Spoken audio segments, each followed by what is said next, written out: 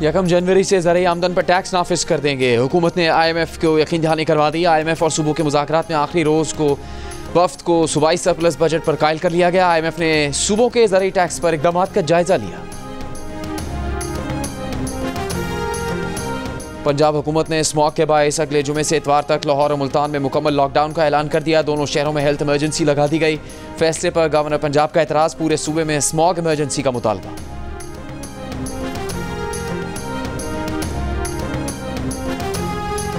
दहशतगर्द VPN का इस्तेमाल कर रहे हैं, गैर कानूनी VPN बंद किए जाए। वफाकी वज़ारत दाखिला ने PTA को खत लिख दिया।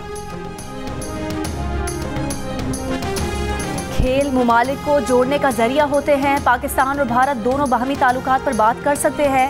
अमरीका खेलों की सिफारतकारी को तरजीह देता है। नायब तर्जुमान अमरीकी महकमा खारजा वेदांत पटेल की प्रेस ब्रीफिंग। 9 नवंबर को कोयटा में होने वाले दहशतगर्द हमले की मजम्मत। लवाहिकीन से इजहार ताज़ियत। कहा, दहशतगर्दी के खिलाफ जंग में पाकिस्तान हमारा शराकतदार है। दहशतगर्दी के खिलाफ जंग में पाकिस्तान के साथ शाना बशाना खड़े हैं।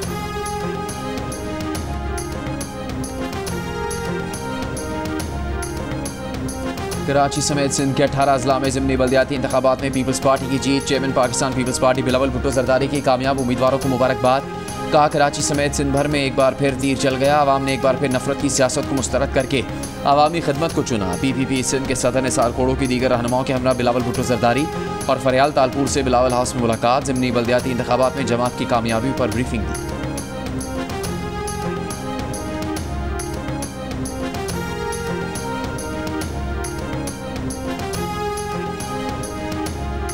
जमात इस्लामी का ज़िमनी बल्दियाती इंतखाबात के नताइज तस्लीम करने से इनकार। नताइज के खिलाफ नर्सरी के करीब शराय फैसल पर मुजाहिरा। अमीर जमात इस्लामी कराची मुनम जफर ने कहा, पोलिंग स्टेशन के दरवाजे बंद हुए और पीपल्स पार्टी इंतखाब जीत गई। इलेक्शन के पूरे अमल पर डाका मारने में ये लोग मुलविस हैं। तर्जुमान जमात इस्लामी ने कहा, बदतरीन इंतखाबी धांधली के खिलाफ मुजाहिरा करना हमारा जमहूरी हक है।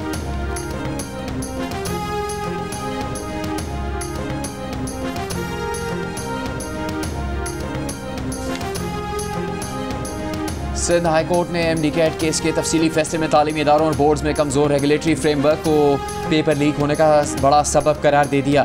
फैसले में लिखा कि तमाम रिपोर्ट से साबित हुआ कि MD कैट शफाफ नहीं हुआ। मेडिकल के दाखिला टेस्ट में गैर शफाफियत माशी और मेडिकल के शोबे के लिए खतरनाक रुझान है। अदालत ने दोबारा टेस्ट की निगरानी के लिए हुकूमत सिंध और PMDC की मुश्तरका विजिलेंस टीम्स बनाने की हिदायत की है। हुक्म दिया कि टेस्ट को गैर शफाफ बनाने वाले जिम्मेदारान के खिलाफ कार्रवाई की जाए। फैसले में मजीद हिदायत की कि दोबारा टेस्ट देने वालों के 10% नंबर्स की कटौती नहीं होगी। सिंध हाई कोर्ट ने तफसीली फैसले में मेडिकल दाखिलों में प्राइवेट यूनिवर्सिटीज़ को इस्तिस्ना देने को बुनियादी हकूक़ के खिलाफ करार दिया। तमाम यूनिवर्सिटीज़ को बराबरी का मौका देने के लिए PMDC कानून में तरमीम का जायज़ा लेने की हिदायत की।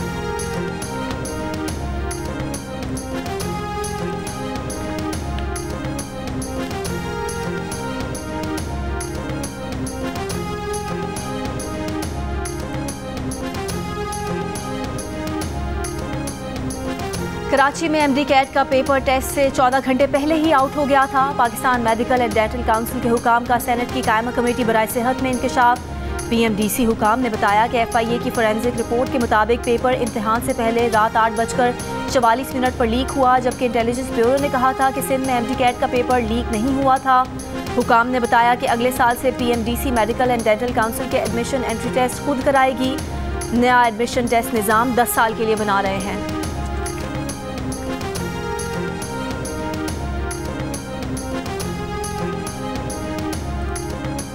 तो ये बड़ा प्री प्लान मर्डर था। इसमें जो इसकी सास है सुगना बीबी, उसने लाहौर से अपने एक चचा के लय पालक बेटे नवीद को इस काम के लिए बुलाया। इस पूरे सारी वारदात में एक बाकायदा प्लान तरीके से इसको एग्जीक्यूट करती हैं नवीद के साथ। तो ये रात के वक्त जब ये खातून अपनी चारपाई पर लेटी होती है और गहरी नींद में होती है, तो ये वहाँ पर जाकर उसके ऊपर तकिया रख देते हैं और जब वो रेजिस्टेंस करती है तो ये उसकी टांगों को पकड़ लेते हैं। उसकी डेथ पहले ये एस्फिक्सिया से करते हैं, उसका सांस बंद करके, और उसके बाद ये इसकी लाश को ठिकाने लगाने के लिए उसको टुकड़े टुकड़े करके वहाँ पर जो करीबी एक नाला है वहाँ पर फेंक जाता है। सियालकोट में सगी खाला के हाथों बहू का कत्ल। मुलजिमा ने लाहौर से अपने रिश्तेदार को बुलवाया। 1.5 साल के बच्चे की माँ ज़ारा को सोते में कत्ल कर दिया।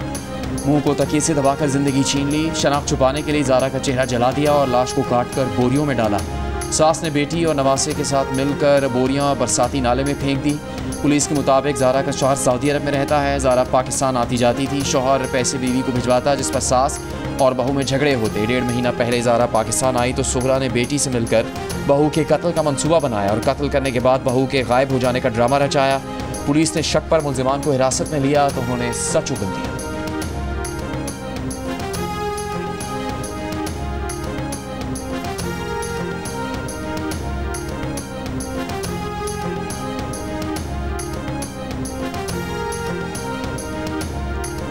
रहीम यार खान में बगैर इजाज़त बहनों से मिलने मैके जाने पर शौहर ने मुबैना तौर पर बीवी को कत्ल कर दिया। पुलिस के मुताबिक शौहर ने बीवी को तशद्दुद के बाद पेट्रोल छिड़क कर आग लगाई। मुलजिम के खिलाफ कत्ल का मुकदमा दर्ज करके उसे गिरफ्तार कर लिया।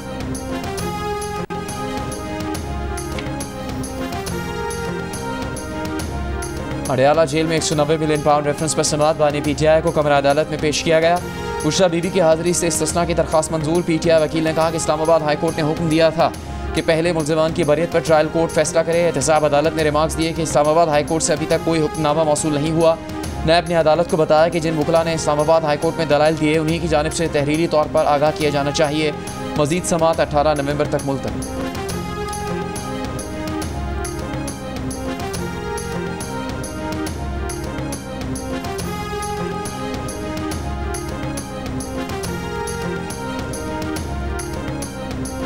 IMF को सूबाई दायरे इख्तियार में आने वाले महकमों की वफाकी हुकूमत की तरफ से फंडिंग पर एतराज़। IMF वफ़द नाथन पोर्टर की क़यादत में वज़ारत ख़जाना के हुकाम से मुलाकात करेगा। पाकिस्तान वफ़द की क़यादत वज़ीर ख़जाना मोहम्मद औरंगज़ेब करेंगे। वज़ीर ख़जाना से मुलाकात में बैरूनी फाइनेंसिंग पूरी करने के इंतज़ामात पर बातचीत होगी।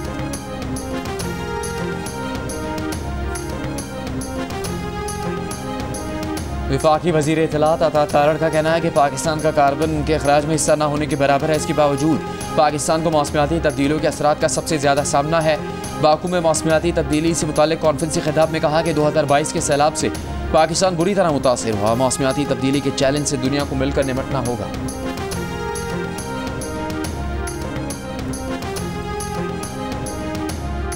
हुकूमत ज़रई ज़मीन पर हाउसिंग सोसाइटियाँ बनाने पर पाबंदी लगाए। 10 मरला घरों में वाटर ट्रीटमेंट प्लांट लगाना लाजमी करार दे। ज़ेरे ज़मीन पानी महफूज करने वाले पौधे ज़्यादा से ज़्यादा लगाए जाएँ। लाहौर हाई कोर्ट की स्मॉग के तदारुक के लिए पंजाब हुकूमत को कम अज़ कम 10 साल की पॉलिसी बनाने की हिदायत। एडवोकेट जनरल ने कहा कि वज़ीर आला पंजाब वापस आए तो स्मॉग पर तवील मुद्दती पॉलिसी पर बात करें। एडवोकेट जनरल खालिद इसहाक ने बताया कि पंजाब में इलेक्ट्रिक बसें चलाने के लिए बजट मुख्तस कर दिया है। अगले साल जून से कबल ये इलेक्ट्रिक बसें सड़कों पर होंगी। बारिश का पानी महफूज बनाने के लिए भी इक़दाम कर रहे हैं। मज़ीद समाअत अगले हफ्ते तक मुलतवी।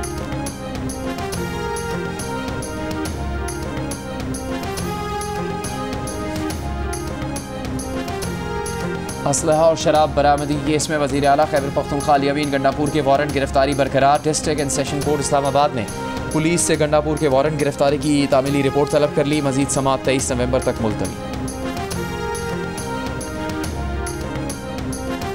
वज़ीर दाखिला मोहसिन नकवी से तुर्की के वज़ीर दाखिला की मुलाकात। तुर्की के वज़ीर दाखिला की पाकिस्तानी कैदियों की वतन वापसी के लिए ताउन की यकीन दहानी।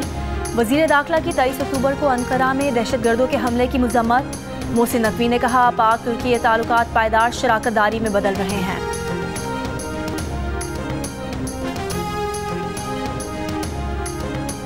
वज़ीर इत्तलात पंजाब अज़मा बुखारी ने पहली सहमाही में पंजाब के खसारे में जाने की खबरों की तरदीद कर दी। कहा पहली सहमाही में पंजाब हुकूमत ने 40 अरब का सरप्लस रेवेन्यू दिया। रवा साल के आखिर तक 680 अरब का सरप्लस देंगे। अज़मा बुखारी ने कहा कि IMF ने तस्लीम किया है खसारे की रिपोर्ट गलत है। IMF जल्द ये रिपोर्ट अपनी वेबसाइट पर जारी कर देगा।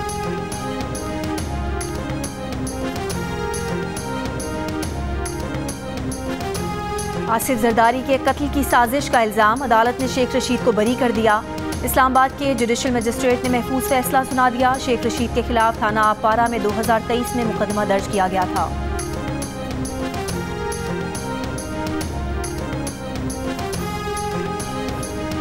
कोयटा से अंदरूनी मुल्क के लिए ट्रेन सर्विस 4 रोज़ बाद बहाल। कोयटा से जाफर एक्सप्रेस मुसाफिरों को लेकर पेशावर रवाना। चमन के लिए चमन पैसेंजर ट्रेन आज भी मुअत्तल। महकमा रेलवेज़ ने रेलवे स्टेशन धमाके के बाद अमन अमान की सूरत हाल के पेश नज़र ट्रेन सर्विस 4 रोज़ के लिए मुअत्तल की थी।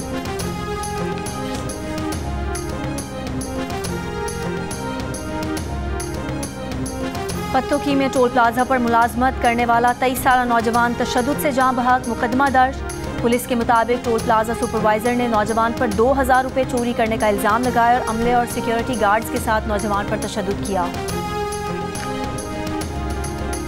गाजा में इस्राइली फोर्सेज ने 24 घंटों के दौरान 24 फलस्तीनियों को शहीद कर दिया। लबनान में इस्राइली फोर्सेज की शहरी दिफा के मरकज़ पर बमबारी से तिब्बी अमले के 4 और 12 रेस्क्यू एहलकारों समेत 18 शहरी शहीद। हिजबुल्लाह का इस्राइल के 2 फौजी अड्डों को मिसाइल हमलों में निशाना बनाने का दावा। शाम के दारुल हुकूमत दमिश्क पर इस्राइली फ़ज़ाई हमले में 15 अफराद शहीद हो गए। इस्राइल का दावा है कि दमिश्क पर हमले में फ़लस्तीनी इस्लामी जिहाद के मुसल्लह ग्रुप को निशाना बनाया गया।